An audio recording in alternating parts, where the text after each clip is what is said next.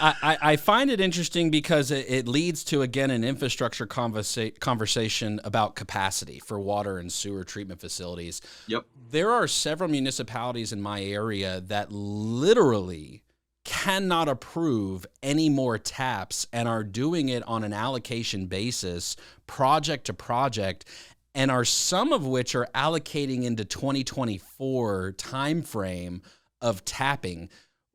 Is Wayne County potentially looking at that, or we got enough? Come on out, let's do business. What's it like? I'm just glad to hear that other people are having the same problems that we're having. That makes me so happy, Justin.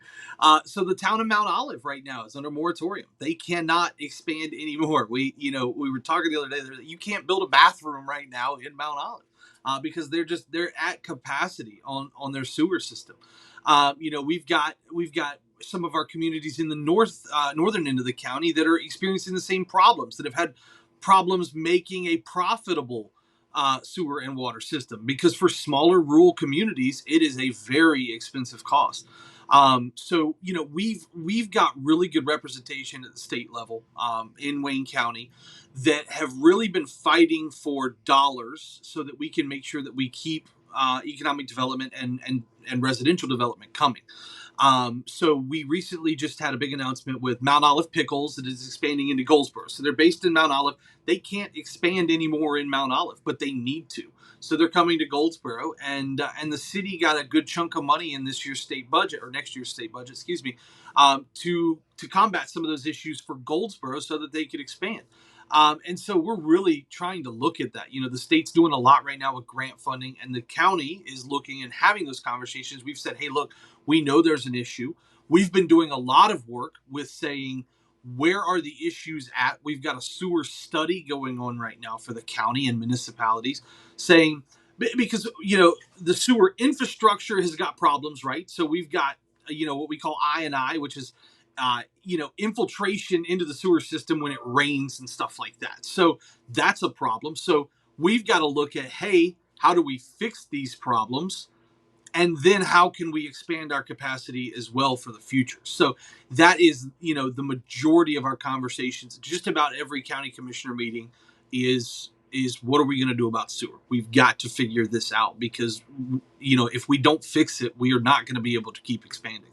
It's interesting because the legislator in some shape or fashion is going to spend dollars on things, right? Like that's just the nature of the game. Budgeting is a huge factor for a state. Thankfully, I think over time, over the past few decades, North Carolina's been pretty strong as far as budgeting for particular things. I know North Carolina was a good leader when COVID occurred, as far as the dollars that were in reserve. I'm not going to give credit to one particular party for that in any way, shape, or form, because it takes both to agree on a budget, right? But I would encourage any legislators to really consider honing down on what Joel's talking about as it relates to allocation for counties to continue economic development, because it does the entire state not in a good way. It hinders the entire state if the individual counties don't have the capacity to continue this economic mobility and these economic drivers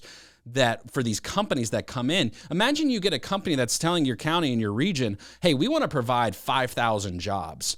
Wow, we would love to do that, but we don't have enough resources on our internal infrastructure to allow you to do that. I mean, that's got to hurt. That's got to sting a little bit. We went up against that with Mount Olive Pickle. They said, we want to expand. And they were like, we're either going to do it here, or we're going to have to do it somewhere else.